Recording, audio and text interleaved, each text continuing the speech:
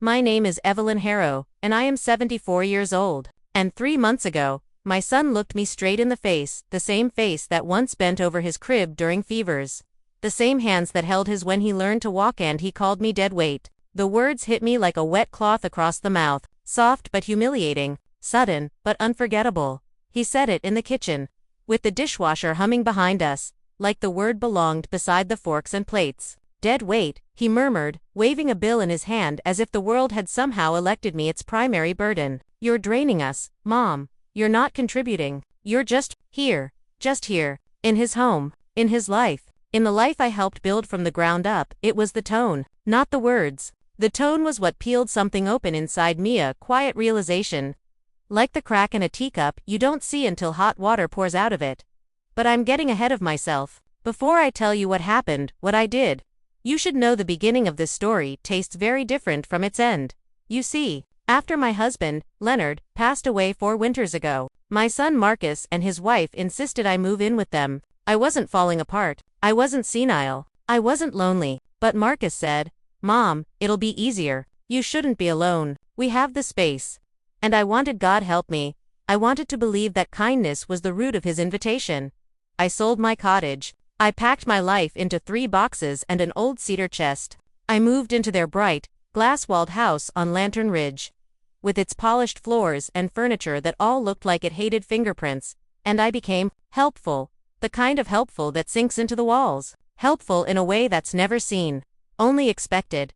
I became the morning alarm for their children, my grandchildren, gently tapping on their doors before the sun even yawned awake. I became the breakfast cook, the school chauffeur, the laundry whisperer, the finder of missing shoes, the refiller of dog bowls, the keeper of appointment schedules, the calmer of tantrums, the collector of crumbs under the kitchen island. I became the one who remembered birthdays, who mended clothes without being asked, who learned the complex ritual of sorting their artisanal recyclables into 8 different bins.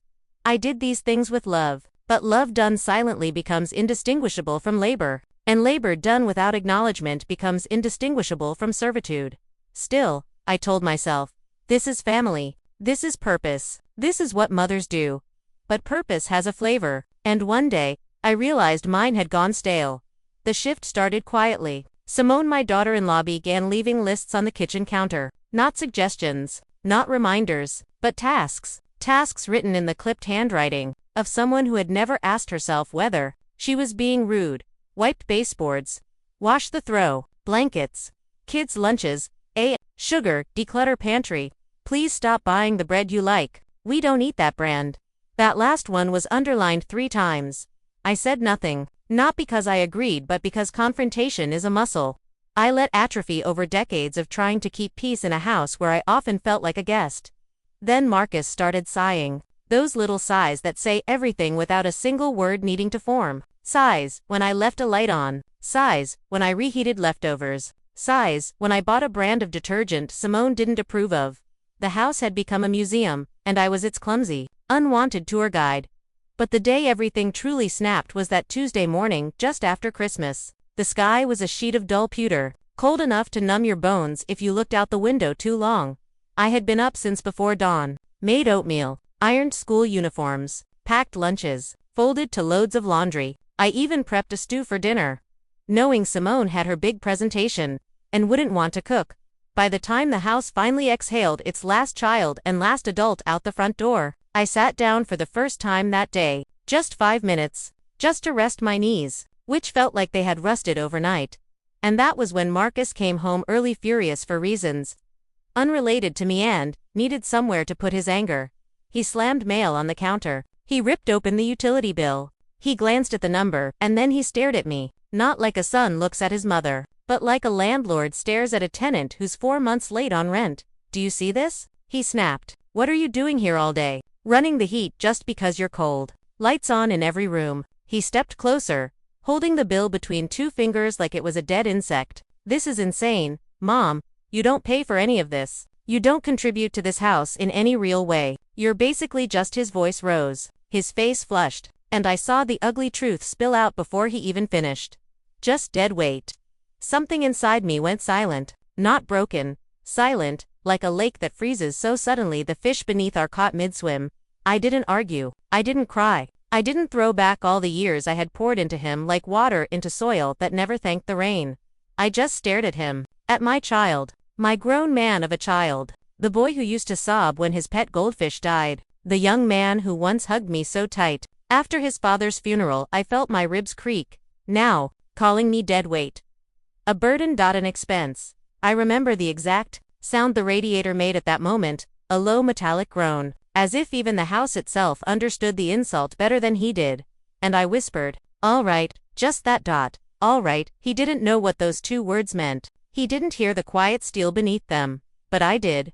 That night, while the rest of the house breathed in sleep, I packed a suitcase, just enough clothes for a while, my documents, my keys, the necklace Leonard gave me on our 30th anniversary, and my dignity folded carefully beside everything else. I wrote a note. Not angry, not emotional, just final, in its own quiet way. Marcus, you don't have to carry dead weight anymore. Take care of your home. Take care of your family. I am taking care of myself now. Mom. Then, just before dawn, I walked out the back door. The cold bit at my cheeks like a warning. The world was gray and silent, and I felt, for the first time in years, the faint vibration of freedom under my skin. I didn't go to a sister. I didn't go to a friend. I went to a place I knew Marcus and Simone would never think to check. I checked myself into Harbor Pines assisted living, not because I needed it, but because it would terrify them when they discovered where I had gone, because it would force them to see me as something human, something vulnerable, something breakable, something they had pushed too far. But I wasn't there to crumble. No, I was there to rebuild myself, somewhere. Quiet enough to hear the truth of my own thoughts. Harbor Pines was a strange little place, too cheerful, too filled with pastel artwork that tried too hard to be uplifting. But the nurses were kind, the halls were warm, the meals bland but plentiful, and most importantly, for the first time in half a decade, I could sit down without anyone handing me a list of things to do. I slept 12 hours, that first night, 12. I hadn't slept that long since Leonard was alive, and the next morning, when I woke to a pale sunrise dripping over the pines outside my window, I felt something unfamiliar, space in my mind, space in my chest, space where resentment had been pressurized for far too long. I made tea, real tea, strong tea, the kind that stains your tongue and warms your bones.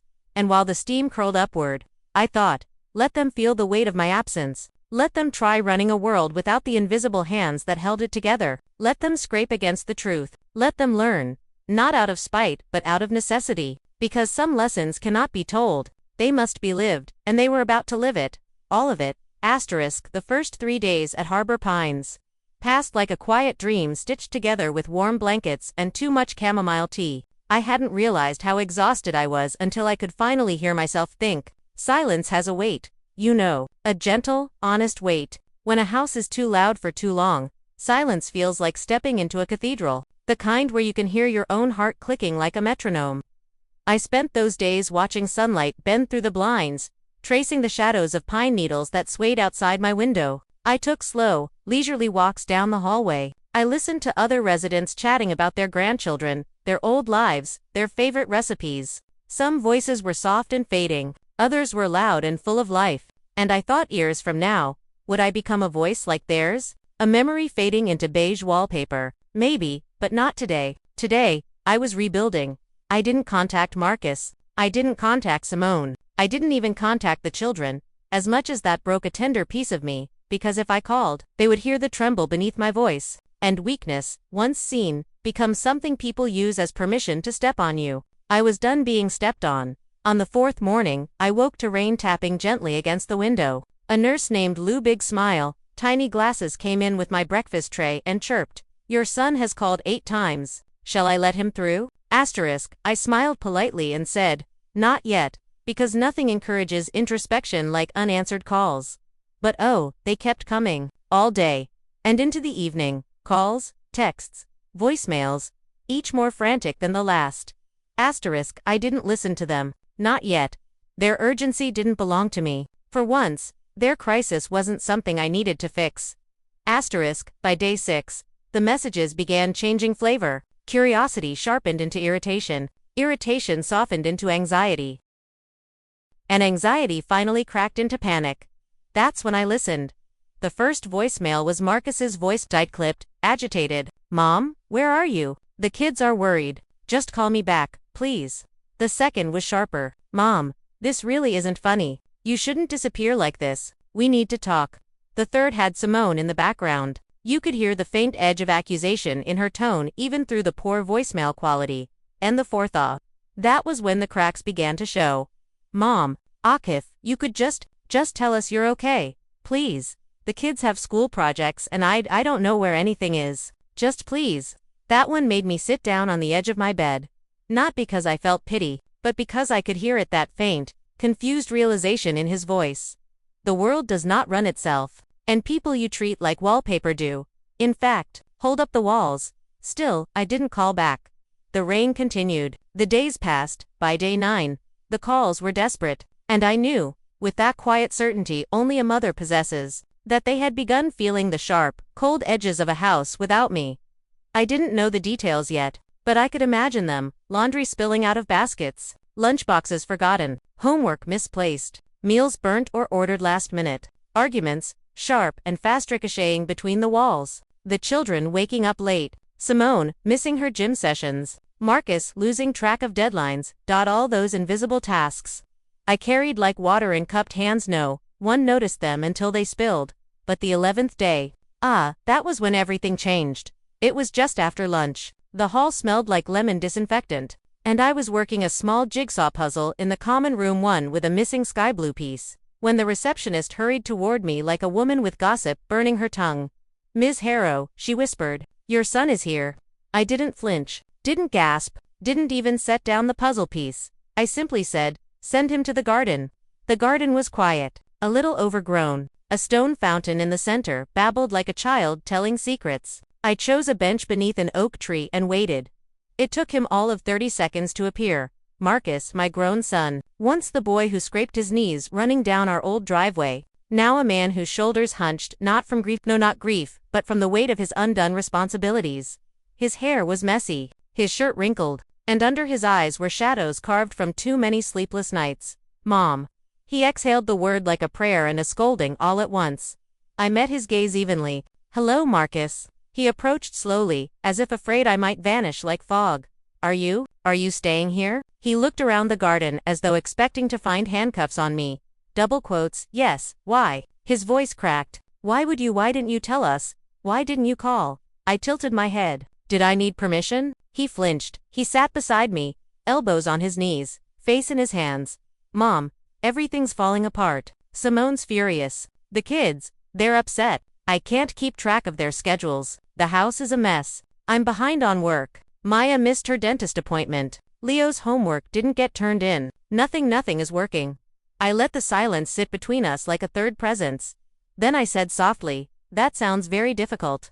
His shoulders sagged. "It is. I'm sure you'll manage," I added.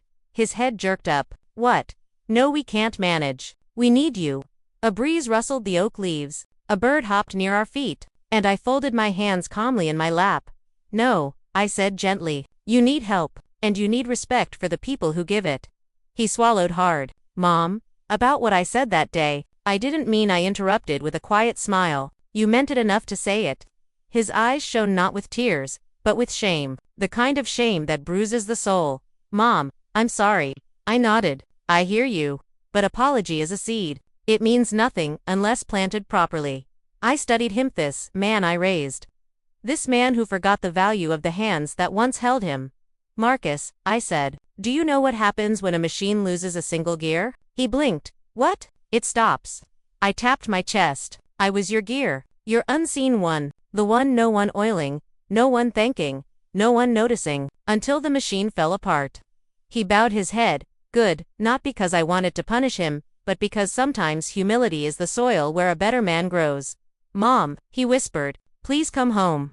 The fountain bubbled behind us. The wind hummed. A nurse laughed somewhere inside. I looked at my son, and I felt a strange, bittersweet ache. I loved him, but love gets tired too. "Home," I repeated. "You mean your house?" His face crumpled. "Mom, please, the kids need their grandmother."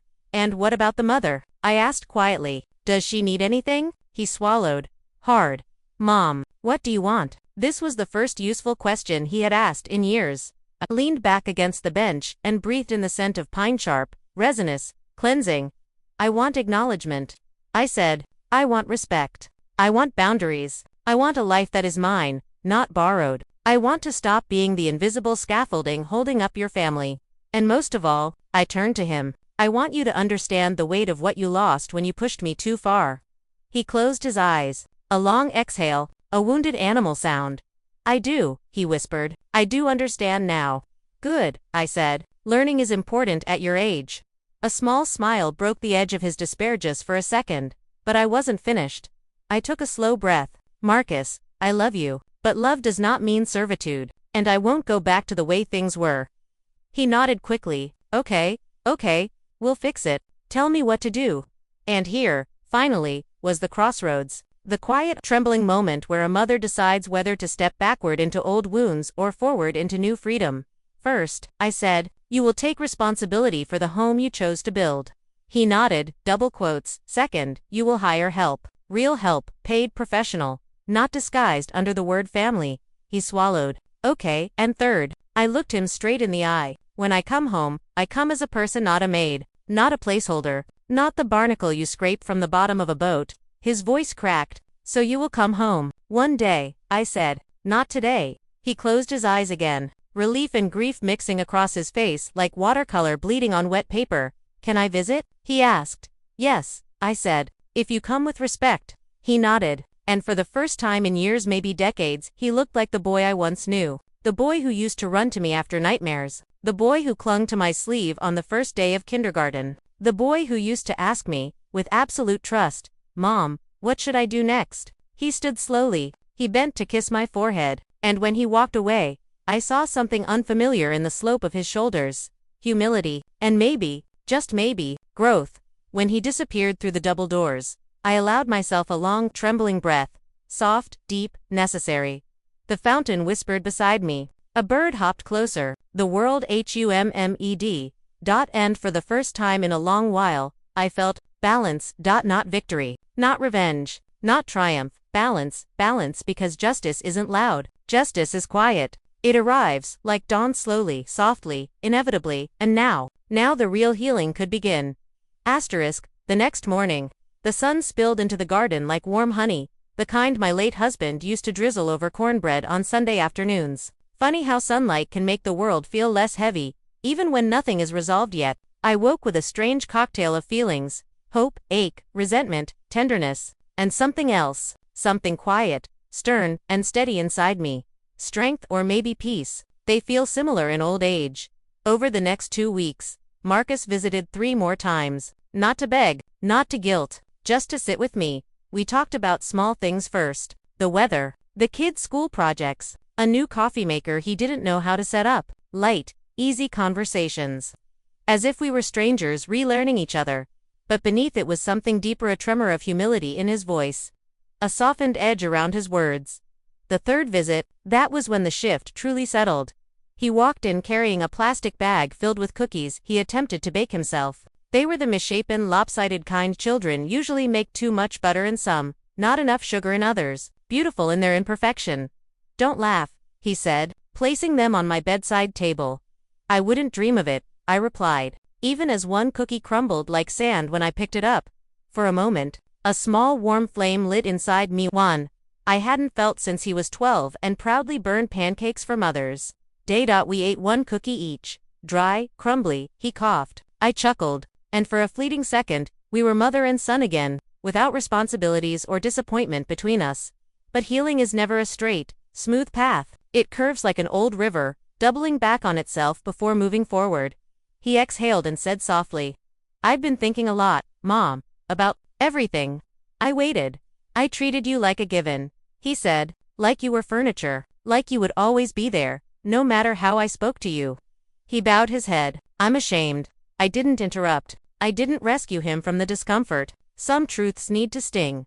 I never meant to break you, he whispered. I touched his hand gently. You didn't break me, Marcus. You just made me remember I have bones. He looked up, his eyes shining not with tears but with something heavier. Recognition. A son seeing his mother as a woman for the first time. Mom, he murmured, will you come home? When you're ready. When I'm ready, I repeated. A promise, not a surrender, not a return to servitude.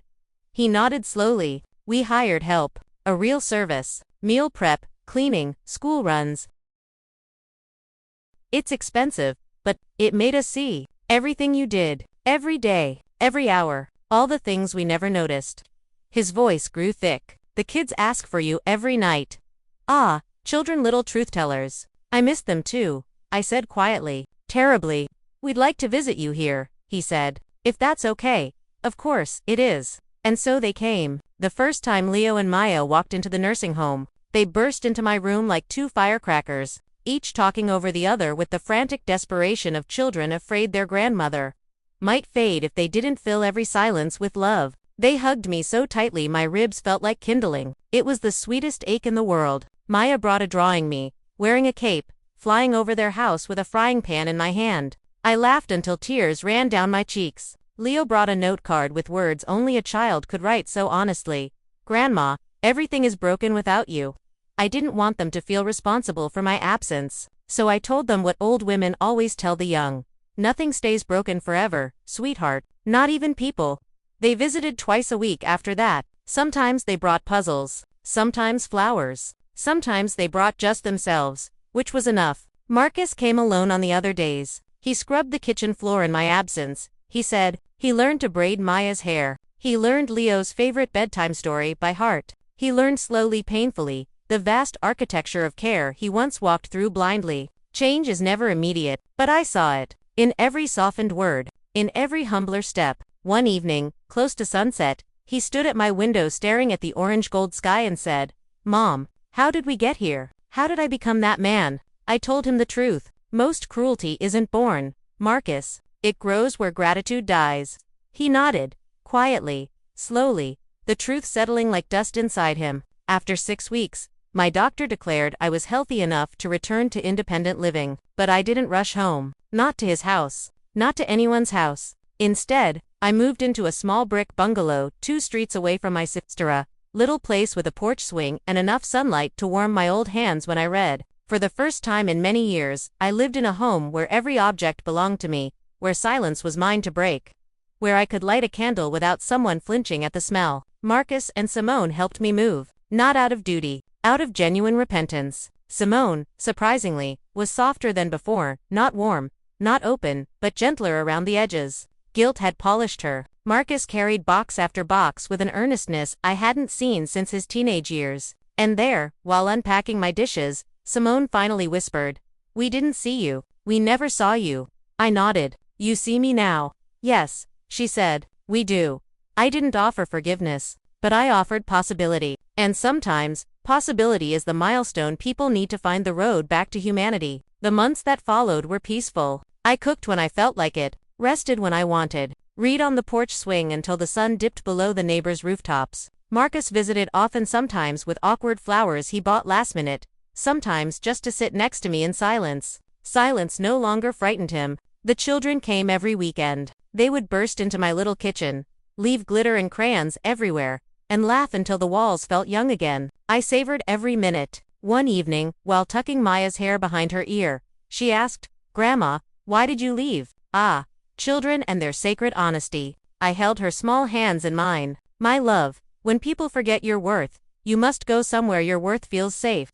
She nodded with the solemn wisdom only children possess. "Does it feel safe now?" she asked. I smiled. "Yes, it does." She hugged me with all the strength in her tiny body, as if trying to anchor me to the world. In a way, she did. I didn't return to Marcus's home. Not as a caretaker. Not as a shadow. Not as a piece of furniture they could lean on without acknowledgement. Instead, I returned only as myself, on my own terms. Sometimes I'd pick the children up after school and bring them to my bungalow. Sometimes Simone asked for cooking advice, her voice more humble than I ever believed it could be. Sometimes Marcus sat on my porch swing, talking about work stress, or the news, or nothing at all. And when I closed my door each night, it was with a quiet, unshakable knowledge. I existed beyond my usefulness, beyond my service, beyond my labor. I was a woman again. Not just a mother, not just a grandmother, not just a gear in someone else's machine. A woman with her own life. Months later, on a bright spring afternoon,